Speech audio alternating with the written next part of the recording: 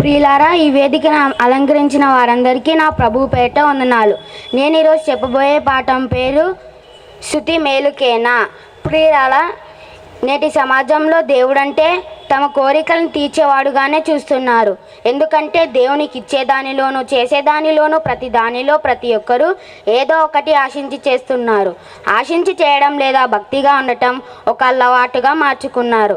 కానీ మనకు బ్రతికిచ్చిన మన కన్నతండ్రి అయిన దేవుడు మనం ఎలాంటి పరిస్థితుల మధ్యలో ఉన్నా కానీ తన కుమారులుగాను ఉండాలని ఎవరు కూడా కోరుకోవటం లేదు.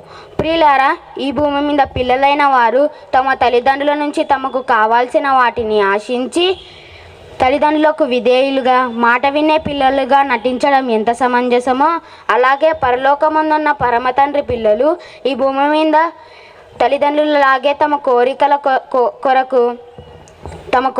కొరకు ఆపత్కాలమునందు లేదా తమకు కావాల్సిన దక్కించుకునేంత వరకు దేవుని యొద్దకు రావటం ఒక అలవాటుగా ఆచరణగా మలుచుకోవడం చాలా బాధాకరమైన విషయం.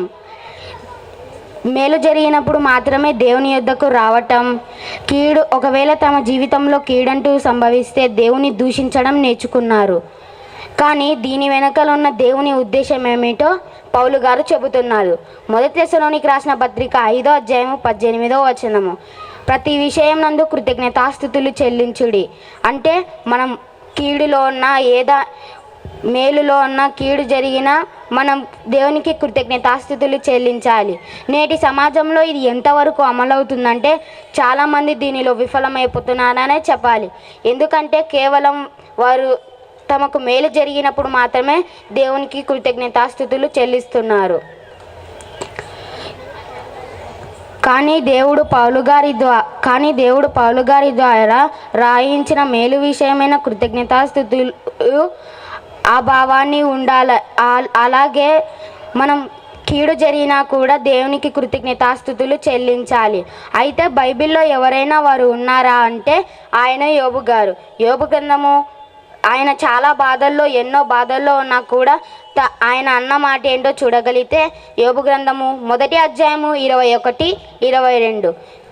యెహోవా ఇచ్చెను, యెహోవా తీసుకొని పోయాను, యెహోవా నామమునకు స్తుతి కలుగును గాక అంటూ యోబు గారు దేవుని స్తుతించారు.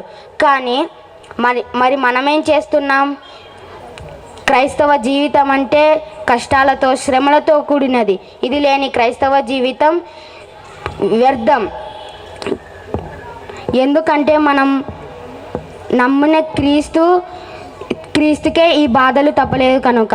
అపోస్తులు పాడిన కష్టాలు శ్రమలు అనే ఆదర్శంగా తీసుకొని దేవుని కోసం మనం యథార్థంగా బ్రతకాలని దేవుడు దైవ గ్రంథమైన బైబిల్లో దీనిని రాయించారు.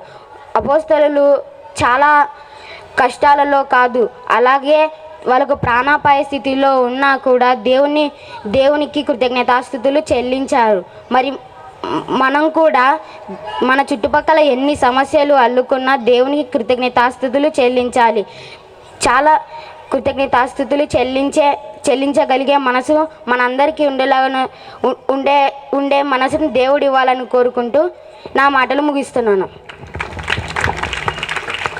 ఇద్దరు పిల్లలు చక్కగా వివరించారు. అందరి బట్టి వందనాలు చెల్లిస్తున్నాం.